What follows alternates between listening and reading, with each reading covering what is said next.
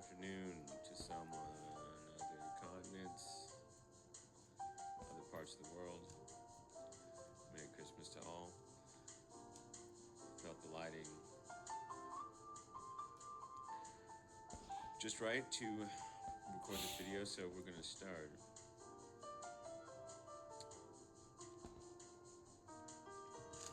And we're going to start with a reading from Proverbs 1. The fear of the Lord is the beginning of knowledge, but fools despise wisdom and discipline. We are going to do our best to keep foolish mistakes at a minimum. I'll make a brief statement on the Brooklyn situation later, but for now, let's get into the analysis. I'm not sure how much time that we're going to have on the video recording, but we'll splice it together with the screenshot recording and post and do as we always do. Okay, this is a modern chess match.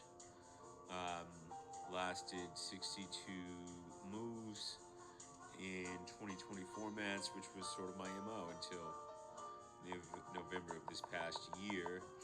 It seems like we're going to make a push into more classical chess because of the tempo. And so what I meant in my retirement is that I'm done playing blitz and bullet chess. I'm not done coaching and teaching. Harbor my doubts as to whether I ever will be. But that is a matter for discussion for another day. Anyway, it seems that bullet and blitz matches could be very instructive, and they're digestible enough for young players to play in a decent amount of time and get enough repetitions in order to maximize their potential in chess. So on this YouTube, Instagram, Twitch, social media channel, which we're calling Time Traveler Chess, we're going to go over a good number of games in the 2020 format. Okay, so this is 2020, but it goes a great deal of moves before there's an exchange. 26 moves, in fact. And 26 is an interesting number because that is how many moves it took for the infamous Once in a Sycamore game to end. This game took 26 moves for there to be an exchange, which is quite a long time. I'm not sure what the data says is the average for that among all matches on Lichess of a certain tempo format. But I venture to say it's probably much shorter than 26 moves. It's probably 13 moves. 26 is also an interesting number because marathons have 26.2 miles in them. Anybody who knows me knows that marathon running and distance running was a big part of my cross training when I was playing professional chess, and will probably continue to be a part of my life, as it always is. Okay, so this is modern. Fully modern on my opponent's behalf, Bob44. Shout out to him because he played a good chess match and was very courteous in the chat room as well. Double modern, so he fianchettoed his kingside bishop first and then fianchettoed his queenside bishop after that.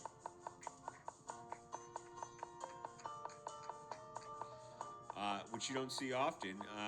Double modern positions, I say, are more common playing the white pieces than they are the black, but this guy pulled it off, and once I saw that he was going for that, then I felt like this was going to be a long chess match. My approach here was straight Vienna, because Vienna is more or less what I always have done when playing with the white pieces. That's not true. I played the Queen's Gambit for a long time, and learn the Russian, um, which is to say a straight e4 opening with knight to f3, following that up, which is just, standard practice chess. Um, but, I would say as of probably May of this year, when I first learned the Vienna, I just went after it full bore. Something about it made sense. Very attacking chess, felt like flying to me. Dangerous though, very sharp. You can lose a lot of games. The thing about the Vienna is you have this um, unprotected pawn on the king side. And the king side is where most players with black pieces sort of want to go. King's Indian defense is extremely popular. And even if you're playing the French, like getting that knight to f6 is an important principle in modern chess. Um, I would say it's more popular than fianchettoing the bishop, even though, fianchettoing the bishop is what you do in the King's Indian opening. But this is not a King's Indian opening. It is purely for the point, because it's not like he abandons the King opening. He decides that it's more important to fianchetto his queenside bishop after he's already fianchettoed the kingside bishop than getting his kingside knight out, which is a more patient approach. And you're starting to see why this game took, 62 moves to conclude. Because both of us played patiently. Even though I was playing the Vienna, um, if Black's going to do that with his bishops, then let it all sort of play out, was my sort of philosophy and approach. Excuse me.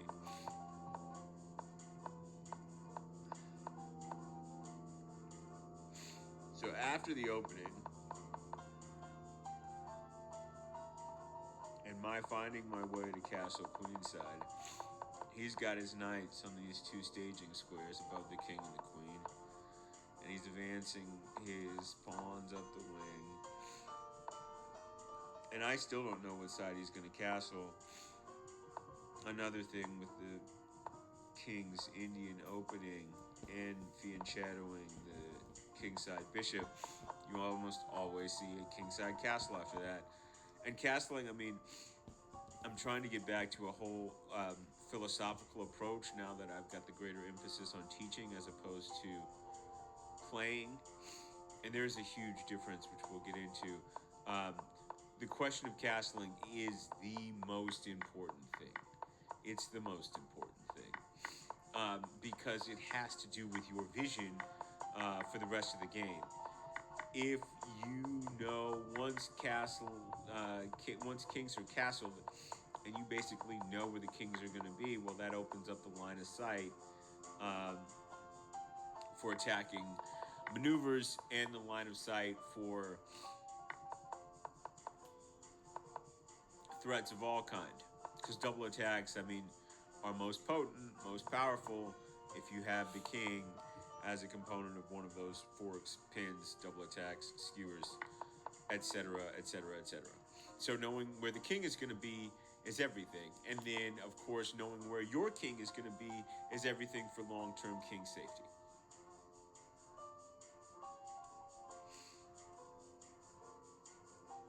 So it helps to have a beat on castling. And I've always been a little bit of a strange player in the sense that sometimes I will go the extra mile to make a queenside castle or wait the extra step. And a lot of times that bit me in the ass, frankly speaking. But other times, like in this chess match, I think it might have given me an advantage. So he ends up, after all of that time and effort spent casually developing, not casually, I should say, he was very deliberate about it. All this is to say he never castled. And if you're going to play that slowly and play that defensively, and look, I understand fianchettoing the bishops is not defensive, but it's sort of defensive too. And good movements have sort of both of those qualities embedded within them. clearly this is um, gonna be a multi-part video because we're 10 minutes in and we're already going over the allotted time. So he was very careful, but his king ended up in the center of the board, which has a twofold sort of burden for the player who's enduring it. One, the opposition knows where the king is going to be. That's the first thing. The second thing is that your rooks have a difficulty connecting.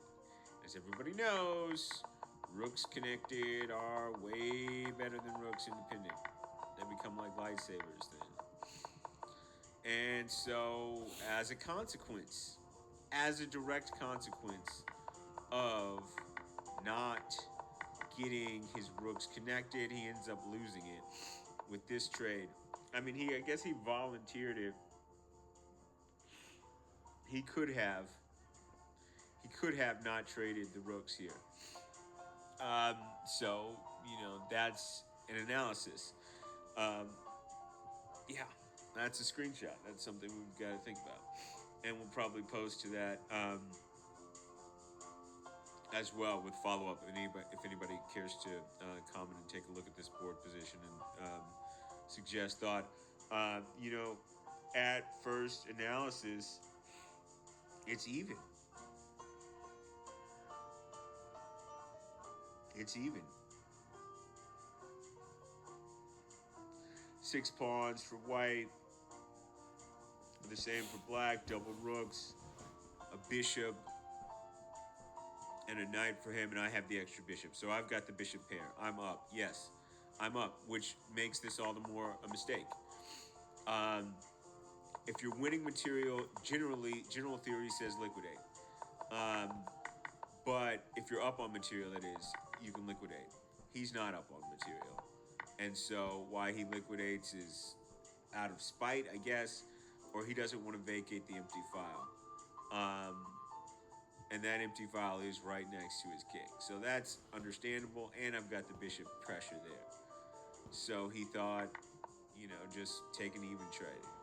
And I might have done the same thing, and here comes an attack on the bishop, which I, being up the material, just totally ignored. King's protecting bishop.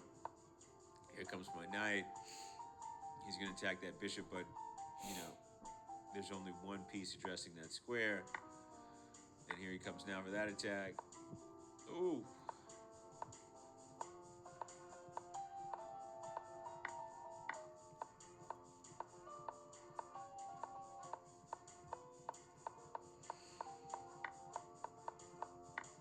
And it's a waltz home for the queen.